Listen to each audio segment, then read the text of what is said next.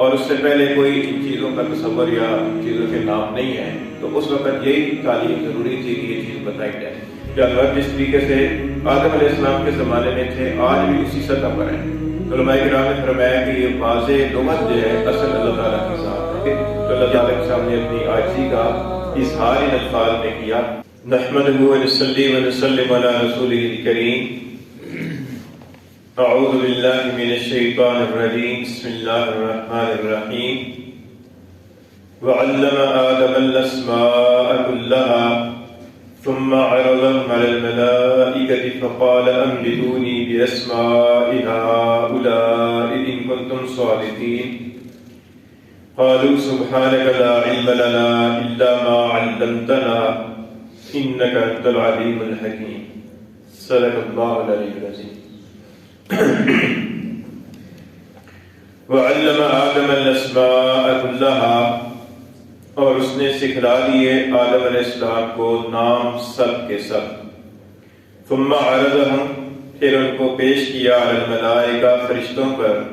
فقال، سو فرمایا، انبئونی، مجھے بتلاؤ، باسماء ہؤلاء، ان چیزوں کے نام، ان کنتم صادقین، اگر تم سچے ہو۔ قالوا، فرشتوں نے عرض کی، سبحانک، آپ کی ذات پاک ہے، لا علم لنا، ہمیں کوئی علم نہیں، الا ما علمتنا، سوائے اس کے کہ جو آپ نے ہمیں سکھلا دیا۔ انک انت العلیم الحکیم، بے شک تو ہی علم والا، حکمت والا ہے۔ پچھلی آیت کریمہ میں اس بات کا ذکر تھا کہ جب اللہ تعالیٰ نے فرشتوں کے سامنے حضرت آدم علیہ السلام کو زمین پہ خلیفہ بنا کر بھیجنے کا تذکرہ فرمایا، تو فرشتوں نے یہ عرض کی کہ کیا آپ ایسے کو زمین میں خلیفہ بنا رہے ہیں کہ جو فساد مچائے گا اور خون بہائے گا، اور ہم آپ کی باقی بیان کرتے ہیں آپ کی ہم کے ساتھ۔ تو یہ ایک اشکال تھا فرشتوں کی طرف سے۔ اللہ تعالیٰ نے اس کا اجمالی جواب دیا اور حاکمانہ جواب فرمایا کہ انی اعلم ما لا تعلمون، میں زیادہ جانتا ہوں ان باتوں کو جو تم نہیں جانتے۔ یہ تو حاکمانہ جواب ہو گیا۔ اب ان آیات کریمہ کے اندر اللہ تعالیٰ نے اس کا ایک حکیمانہ جواب ارشاد فرمایا ہے، اور وہ یہ کہ فرشتوں کے سامنے تفصیل کے ساتھ کھول کر حالت رکھی ہے کہ آدم علیہ السلام کے اندر کیا کیا خصوصیات اور امتیازات ہیں جو فرشتوں کے اندر نہیں ہیں اور جو خلافت کے لیے ضروری ہیں۔ تو اس آیت کریمہ میں اللہ تعالیٰ نے یہ ذکر فرمایا کہ اللہ تعالیٰ نے آدم علیہ السلام کو ساری چیزوں کے نام سکھلا دیے۔ ناموں سے کیا مراد ہے؟ تو مفسرین نے لکھا ہے کہ کائنات کے اندر اس وقت جتنی چیزیں موجود تھیں، جیسے زمین، آسمان، جنت اور درخت اور ابلیس اور فرشتے اور ہوا اور اس طرح کی جتنی چیزیں تھیں، ان ساری چیزوں کے بارے میں اللہ تعالیٰ نے آدم علیہ السلام کو ان کے نام بتلائے کہ یہ فلاں چیز ہے، یہ فلاں چیز ہے۔ اور اسی وجہ سے علماء کرام نے فرمایا کہ یہ لغت کو وضع کرنے والا اللہ تعالیٰ ہے، یعنی جو لغت ہے کہ ہم یہ کوئی لفظ بولتے ہیں اور سننے والے کے ذہن میں اس کا ایک مفہوم آ جاتا ہے، تو وہ لفظ اسی مفہوم کے لیے کیوں ہے۔ مثال کے طور پر ہم یہ کہتے ہیں کہ ریت کا لفظ بولا ہے، ریت، تو ریت کی ایک تصویر ذہن میں آئی۔ اب ریت کا لفظ بولے تو پانی کی تصویر نہیں آتی ذہن میں، اب پانی کا لفظ بولے تو ہوا کی تصویر ذہن میں نہیں آتی، آگ کا لفظ بولے تو مٹی کی تصویر ذہن میں نہیں آتی۔ آگ کو آگ کیوں کہتے ہیں، مٹی کو مٹی کیوں کہتے ہیں؟ تو علماء کرام نے فرمایا کہ یہ واضح لغت جو ہے اصل اللہ تعالیٰ کی ذات ہے کہ اللہ تعالیٰ نے ابتداءً ان چیزوں کے نام یہ متعین کیے کہ یہ فلاں چیز ہے، یہ فلاں چیز ہے، یہ فلاں چیز ہے، اور پھر وہی نام ابتداءً لوگوں کے اندر چلے، اور پھر اس کے بعد دوسری زبانیں جب پیدا ہوئی تو دوسری زبانوں کے اندر ان کو ٹرانسلیٹ کر دیا گیا۔ تو آدم علیہ السلام کو اللہ تعالیٰ نے ابتداءً ان ساری چیزوں کے نام بتلائے۔ یہ ایسی ہے کہ جیسے جب بچہ اسکول میں داخل ہوتا ہے تو اس کو سکھایا جاتا ہے، اس کے سامنے شکلیں رکھ کر بتائی جاتی ہیں کہ یہ الف سے انار ہے، بے سے بکری ہے، اسے بتایا جاتا ہے۔ تو یہ انسانیت کی ابتدا ہو رہی ہے۔ اسی وجہ سے آج ہمیں اس بات کی پر تعجب ہوتا ہے کہ یہ نام سکھلانے کی کیا ضرورت تھی۔ تو یہ ایسی ہے کہ جیسے کسی ایم اے پاس آدمی کے سامنے کچی کا قاعدہ رکھا جائے تو وہ اس کو سمجھے گا یار یہ کیا چیز ہے، یہ تو بہت معمولی چیز ہے. لیکن جب انسانیت کی ابتدا ہو رہی ہے کہ آدم علیہ السلام پہلے انسان ہے اور اس سے پہلے کوئی ان چیزوں کا تصور یا ان چیزوں کے نام نہیں ہے، تو اس وقت یہی تعلیم ضروری تھی کہ یہ چیز بتائی جائے اور پھر ان چیزوں کے خواص بتائے جائیں کہ مثلا یہ ہے کہ زمین کے اندر کیا کیا چیزیں چھپی ہوئی ہیں اور ان کو کیسے نکالنا ہے، ان سے کیسے کام لینا ہے. تو یہ اللہ تعالیٰ کی طرف سے آدم علیہ السلام کو یہ باتیں بتائی گئی. ایک تفسیر تو یہ ہے. دوسری تفسیر تفسیر مظہری کے اندر علامہ قاضی ثناء اللہ پانی پتی رحمۃ اللہ علیہ نے یہ تحریر فرمایا کہ اسماء سے مراد ہے اللہ تعالیٰ کے اسماء، اور مراد یہ ہے کہ اللہ تعالیٰ نے آدم علیہ السلام کو اپنے نام سے کھلا دیے کہ اللہ، رحمان، رحیم، غفور، غفار.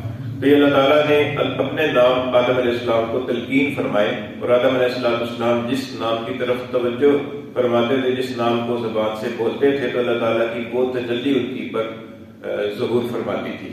تو یہ اعتبار سے آدم علیہ السلام کو نام سکھلا دیے.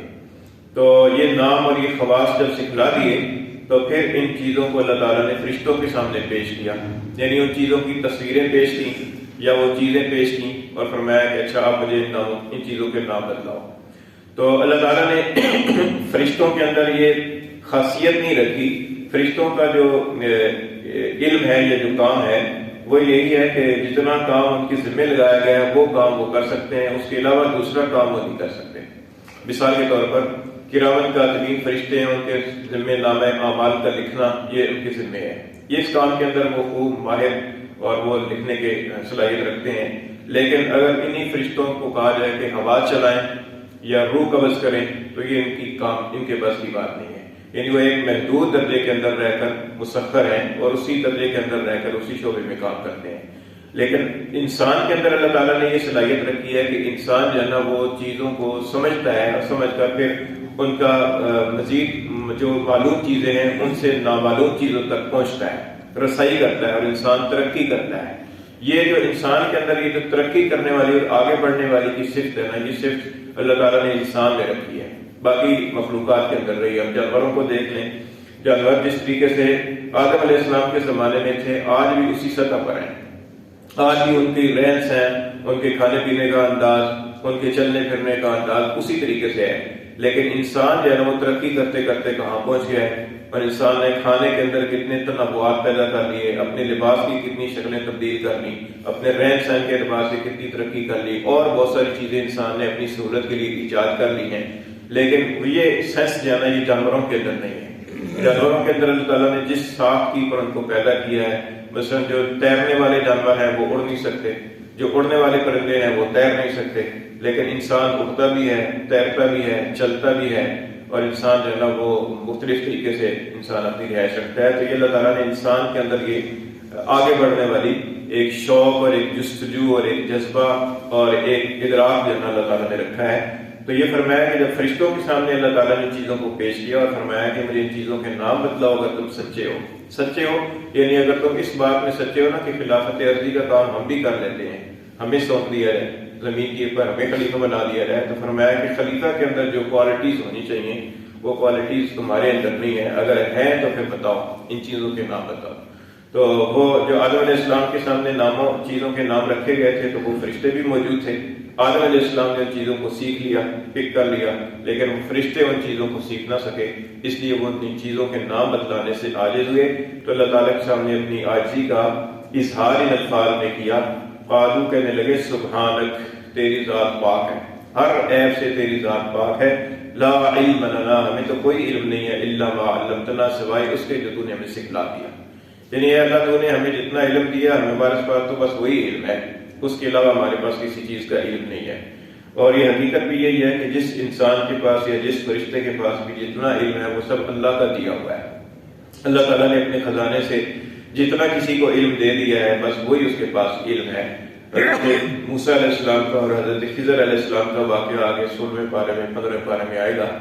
تو حضرت موسیٰ علیہ السلام سے حضرت خضر علیہ السلام نے فرمایا کہ میرے اور آپ کے علم کی مثال اللہ تعالیٰ کے علم کے مقابلے میں ایسی ہے کہ جیسے اس چڑیا نے پانی چونچ کے اندر لیا ہے، تو جو چونچ کے اندر وہ پانی اس نے لیا ہے وہ ہمارا علم ہے، اور جو دریا کے اندر پانی ہے وہ اللہ کا علم ہے.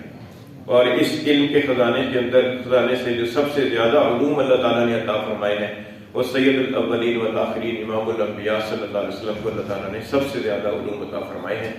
اور یہ اللہ تعالیٰ کی تقسیم ہے کہ اللہ تعالیٰ جس کو کیا اپنے علم میں سے کتنا حصہ عطا فرماتا ہے. تو فرمایا کہ فرشتوں نے عرض کی لا علم لنا، ہمیں کوئی علم نہیں الا ما علمتنا، سوائے اس کے جو تو نے ہمیں سکھلا دیا.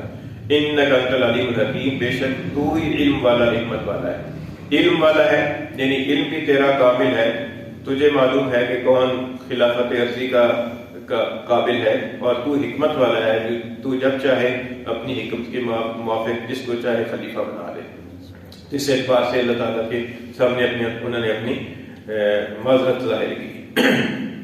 فرمایا کہ وعلم آدم الاسماء كلها، اور سکھلا دیے اس نے آدم علیہ السلام کو نام سب کے سب. ثم عرضهم، پھر ان کو پیش کیا علی الملائکہ، فرشتوں پر. فقال، سو فرمایا انبئونی، مجھے بتلاؤ، باسماء ہؤلاء، ان چیزوں کے نام، ان کنتم صادقین، اگر تم سچے ہو. قالوا، انہوں نے عرض کی سبحانک، تیری ذات پاک ہے، لا علم لنا، ہمیں کوئی علم نہیں، الا ما علمتنا، سوائے اس کے جو تو نے ہمیں سکھلا دیا.